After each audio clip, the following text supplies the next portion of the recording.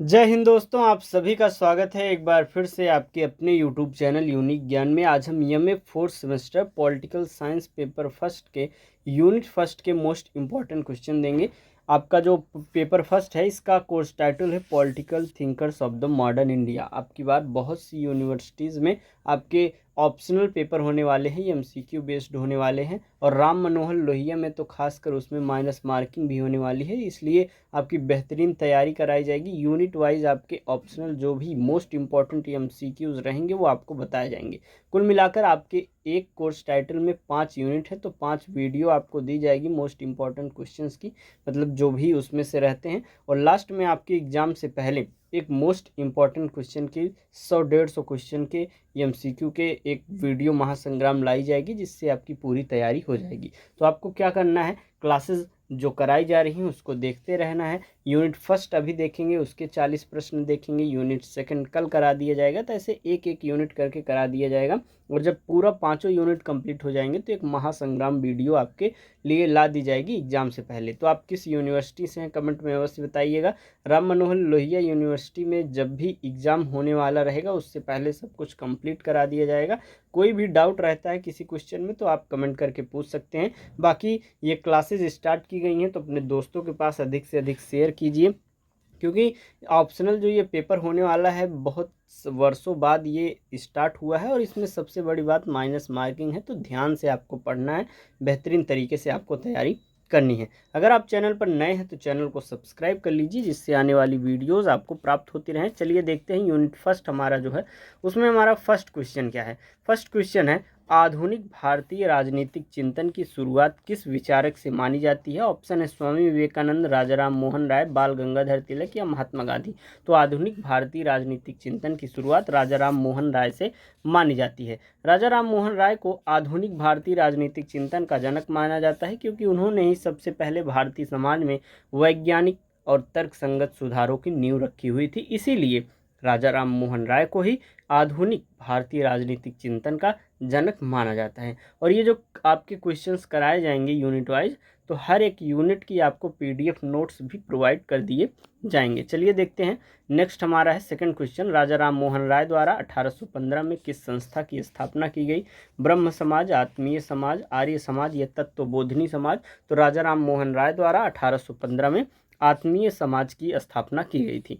आत्मीय जो सभा है उसकी स्थापना इन्होंने की थी। आत्मीय सभा की स्थापना धार्मिक और दार्शनिक विषयों पर विचार विमर्श करने के लिए की गई थी, जो बाद में सामाजिक सुधार का एक प्रकार से आधार बन जाती है। शुरुआत इसकी किस लिए की गई थी, धार्मिक और दार्शनिक विषयों पर विचार विमर्श करने के लिए, लेकिन बाद में यह सामाजिक सुधार का एक प्रकार से आधार बेस बन जाती है।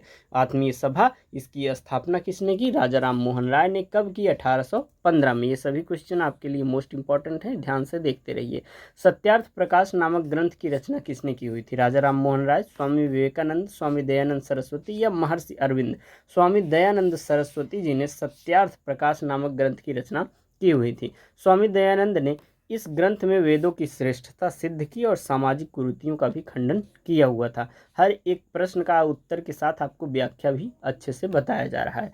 चौथा प्रश्न है, शिकागो में आयोजित विश्व धर्म संसद 1893 में जो कि हुआ था, में भारत का प्रतिनिधित्व किसने किया था। तो शिकागो में किसने किया था, रामकृष्ण परमहंस, स्वामी विवेकानंद, एनी बेसेंट या केशव चंद्र सेन ने। इसमें से स्वामी विवेकानंद जी ने शिकागो में आयोजित जो विश्व धर्म संसद था उसमें प्रतिनिधित्व किया हुआ था भारत का। स्वामी विवेकानंद ने इस सम्मेलन में भारतीय संस्कृति और वेदांत दर्शन की महानता को विश्व के समक्ष रखा हुआ था।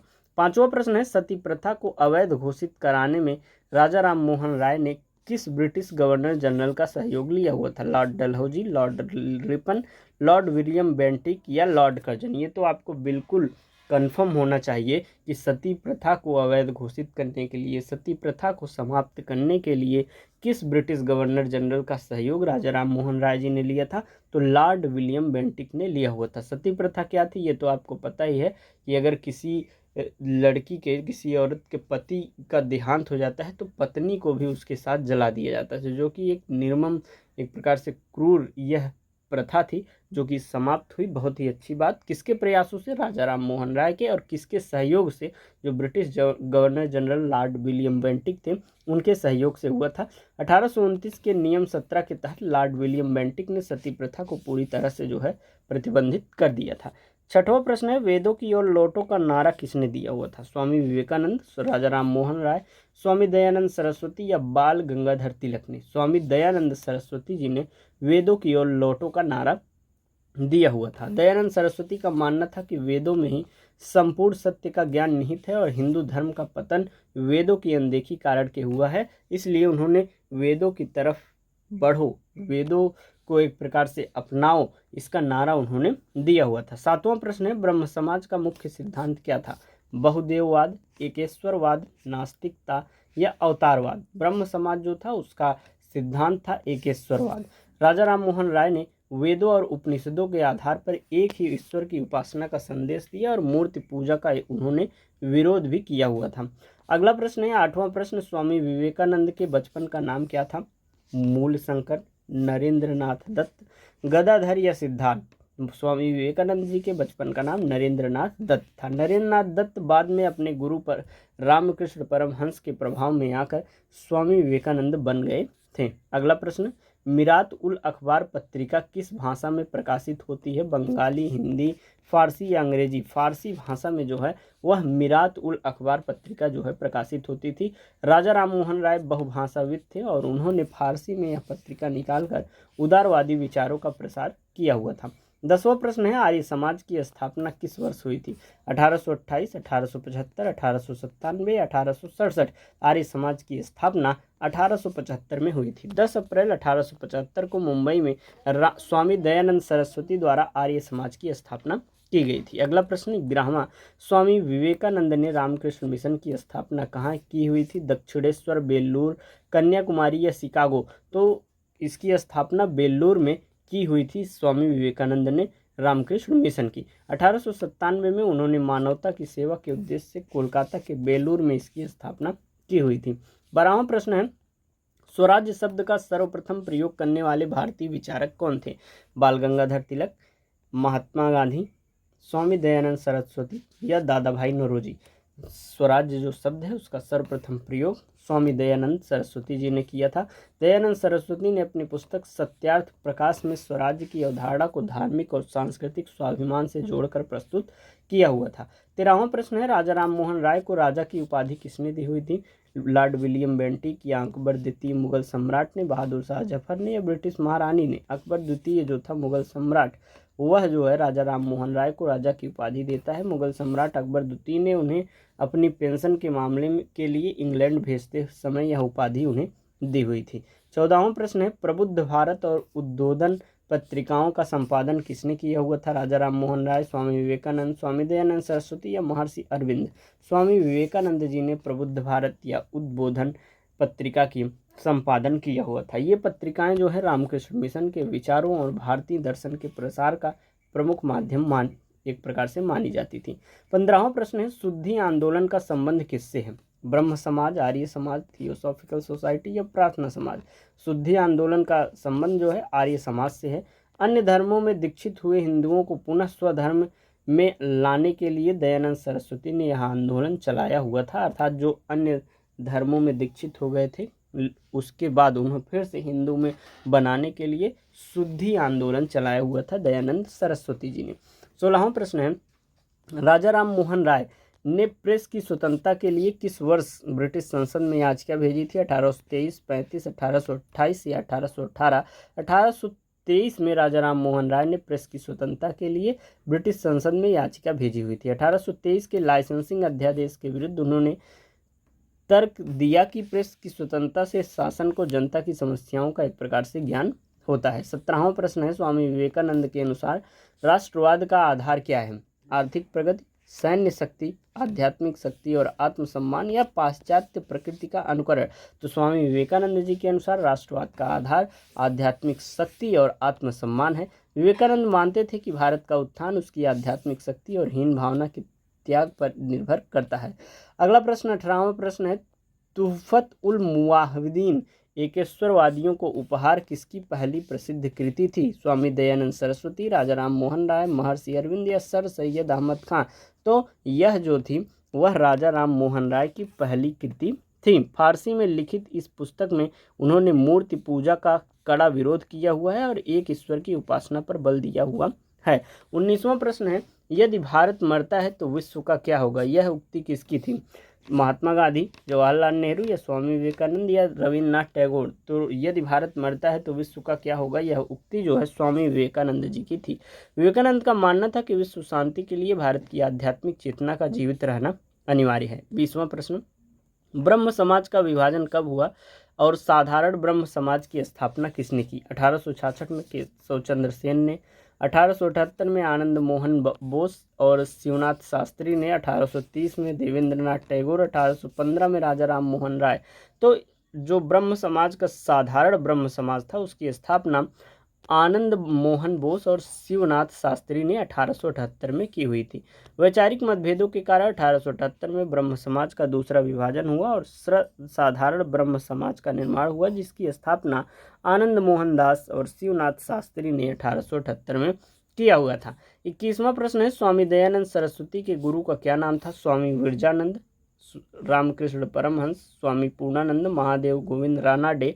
स्वामी दयानंद सरस्वती के गुरु का नाम स्वामी विरजानंद था। मथुरा के नेत्रहीन गुरु स्वामी विरजानंद ने उन्हें वेदों का गहन ज्ञान प्राप्त किया हुआ था। 22वां प्रश्न, राजा राम मोहन राय ने एंग्लो हिंदू स्कूल की स्थापना कब की हुई थी? 1822 में की हुई थी। वे पाश्चात्य शिक्षा और भारतीय मूल्यों के समन्वय के पक्षधर थे, इसीलिए उन्होंने आधुनिक शिक्षा को बढ़ावा दिया हुआ था और एंग्लो हिंदू स्कूल की स्थापना की हुई थी। 23वां प्रश्न है, विवेकानंद ने वेदांत सोसाइटी की स्थापना कहाँ की हुई थी? विवेकानंद ने न्यूयॉर्क में वेदांत सोसाइटी की स्थापना की। 1894 में उन्होंने पाश्चात्य देशों में वेदांत दर्शन को लोकप्रिय बनाने के लिए इसकी स्थापना की हुई थी।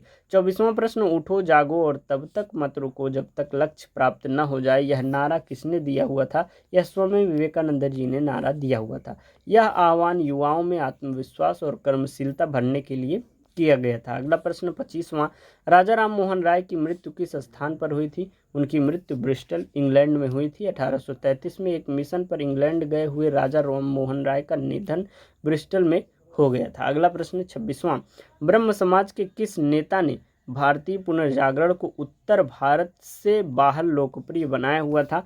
देवेंद्रनाथ टैगोर, केशव चंद्र सेन, राजा राम मोहन राय या शिवनाथ शास्त्री? तो ब्रह्म समाज के जो नेता केशव चंद्र सेन थे वह भारतीय पुनर्जागरण को उत्तर भारत से बाहर लोकप्रिय बनाते हैं। केशव चंद्र सेन के प्रयासों से ब्रह्म समाज की शाखाएं मद्रास और बॉम्बे प्रेसिडेंसी में खुली हुई थी। 27वां प्रश्न, स्वामी दयानंद सरस्वती ने सत्यार्थ प्रकाश किस भाषा में लिखी हुई थी? उन्होंने हिंदी में लिखी हुई थी। आम जनता तक अपने विचारों को पहुंचाने के लिए उन्होंने हिंदी को अपना माध्यम बनाया हुआ था सत्यार्थ प्रकाश ग्रंथ लिखने में। 28वां प्रश्न, विवेकानंद के अनुसार दरिद्र नारायण की सेवा ही उस ईश्वर की सच्ची पूजा है। दरिद्र नारायण का अर्थ उन्होंने यहाँ पर क्या बताया हुआ था? केवल गरीब ब्राह्मण, समाज के सबसे शोषित और निर्धन व्यक्ति जो हैं उन्हें दरिद्र नारायण कहकर विवेकानंद जी ने संबोधित किया हुआ था। व्याख्या, उन्होंने कहा कि गरीबों की उपेक्षा करना और केवल मूर्तियों की पूजा करना व्यर्थ है, इसलिए गरीबों को जो है सेवा करना चाहिए, उनको अवसर देना चाहिए। 29वां प्रश्न, राजा राम मोहन राय ने किस सामाजिक कुरीति के विरुद्ध संवाद कौमुदी के माध्यम से निरंतर लेख लिखे हुए थे? उन्होंने सती प्रथा के विरुद्ध संवाद कौमुदी के माध्यम से निरंतर लेख लिखे हुए थे। संवाद कौमुदी जो कि बंगाली में उन्होंने लिखे थे, सती प्रथा के विरुद्ध जनमत तैयार करने में ऐतिहासिक भूमिका एक प्रकार से निभाता है। 30वां प्रश्न, आर्य समाज के 10 सिद्धांत किस पर आधारित हैं? आर्य समाज के 10 सिद्धांत वेदों की सर्वोच्चता और सामाजिक कल्याण पर आधारित है। स्वामी विवेकानंद ने वेदों को सत्य विद्या का ग्रंथ मानते हुए 10 नियम प्रतिपादित किए हुए थे। 31वां प्रश्न हम बताएंगे, एक विवेकानंद ने व्यवहारिक वेदांत में किस पर बल दिया हुआ था? व्यवहारिक वेदांत में विवेकानंद जी ने समाज सेवा और कर्मशीलता पर बल दिया हुआ था। उनके अनुसार वेदांत का अर्थ केवल पढ़ना नहीं बल्कि उसके दीन दुखियों की सेवा में उतरना एक प्रकार से होता है। 32वां प्रश्न, राजा राम मोहन राय को प्रथम आधुनिक व्यक्ति की संज्ञा किसने दी हुई थी? प्रथम आधुनिक व्यक्ति की संज्ञा राजा राम मोहन राय को रविन्द्रनाथ टैगोर ने दी हुई थी। टैगोर ने उन्हें भारत के इतिहास का वह सेतु माना जो अतीत को एक प्रकार से भविष्य से जोड़ता है। 33वां प्रश्न, बुरी से बुरी स्वदेशी सरकार अच्छी से अच्छी विदेशी सरकार से बेहतर है, ऐसा किसने कहा हुआ था? स्वामी दयानंद सरस्वती जी ने कहा हुआ था। दयानंद सरस्वती के राजनीतिक विचारों में स्वराज्य के प्रति अटूट निष्ठा दिखाई एक प्रकार से देती है। 34वां प्रश्न है, राजा राम मोहन राय ने वेदांत कॉलेज की स्थापना कब की हुई थी? वेदांत कॉलेज की स्थापना राजा राम मोहन राय ने 1825 में की हुई थी। यहाँ भारतीय शिक्षा और यूरोपीय विज्ञान दोनों की पढ़ाई का प्रबंध एक प्रकार से किया गया था। 35वां प्रश्न है, स्वामी विवेकानंद ने शिकागो भाषण के दौरान अमेरिकियों को किस संबोधन से मंत्र मुग्ध कर दिया था? उन्होंने मेरे अमेरिकी भाइयों एवं बहनों कहकर उन्हें संबोधित किया, जिससे वह मंत्र मुग्ध हो गए थे। इस संबोधन ने विश्व बंधुत्व की भारतीय भावना को सार्वभौमिक एक प्रकार से बना दिया हुआ था। 36वां प्रश्न है, ब्रह्म समाज ने किस प्रथा का कड़ा विरोध किया और विधवा पुनर्विवाह का समर्थन किया हुआ था? उन्होंने बहुविवाह, जाति प्रथा, पर्दा प्रथा, इन सभी का कड़ा विरोध किया और जो पुनर्विवाह है, विधवा पुनर्विवाह, उसका समर्थन किया हुआ था। राजा राम मोहन राय स्त्री शिक्षा और नारी अधिकारों के प्रबल एक प्रकार से पक्षधर थे। 37वां प्रश्न, आर्य समाज द्वारा संचालित शैक्षणिक संस्थानों को किस नाम से जाना जाता है? तो उन्होंने DAV स्कूल और गुरुकुल के नाम से शैक्षणिक संस्थानों को खोला हुआ था। दयानंद एंग्लो वैदिक संस्थानों ने आधुनिक शिक्षा के साथ वैदिक संस्कारों का प्रसार किया हुआ था। अभी 39 प्रश्न देखेंगे हैं, अभी आगे हम देखेंगे, और ये यूनिट फर्स्ट के क्वेश्चन हैं। यूनिट सेकंड के क्वेश्चन आपको नेक्स्ट वीडियो में कल कराया जाएगा, तो चैनल पर बने रहिएगा। एक कमेंट करके अवश्य बताइएगा कि मोस्ट इम्पॉर्टेंट जो क्वेश्चंस हैं आपके एग्जाम से पहले क्या उसका महासंग्राम वीडियो लाया जाए, कमेंट में बताइएगा। और कोई भी डाउट हो तो कमेंट में पूछिएगा। बाकी वीडियो को अधिक से अधिक शेयर भी करिएगा दोस्तों के पास। चलिए अगला प्रश्न देखते हैं, विवेकानंद ने किस वर्ग को शूद्र के रूप में परिभाषित किया जो भविष्य में शासन करेगा? तो केवल जन्म से निचली जातियों को, मजदूर और श्रमिक वर्ग को, केवल किसान को, या विदेशी शासक को? मजदूर और श्रमिक वर्ग को उन्होंने शूद्र के रूप में परिभाषित किया हुआ था। वे इतिहास के चक्र में श्रमिक वर्ग के उत्थान की भविष्यवाणी करते हैं। 39वां प्रश्न है, आत्मीय सभा का मुख्य उद्देश्य क्या था? अंग्रेजों के खिलाफ विद्रोह, एकेश्वरवाद का प्रचार और सामाजिक बुराइयों पर चर्चा, धन एकत्र करना, या संस्कृत पढ़ाना? तो आत्मीय सभा का मुख्य उद्देश्य एकेश्वरवाद का प्रचार और सामाजिक बुराइयों पर चर्चा करना था। यह एक प्रकार का बौद्धिक मंच था जहां तार्किक बहस की अनुमति थी। 40वां प्रश्न, यह एक राष्ट्र एक जीवित शक्ति है और व्यक्ति इसका केंद्र है, यह किसका विचार था? यह विचार स्वामी विवेकानंद जी का था।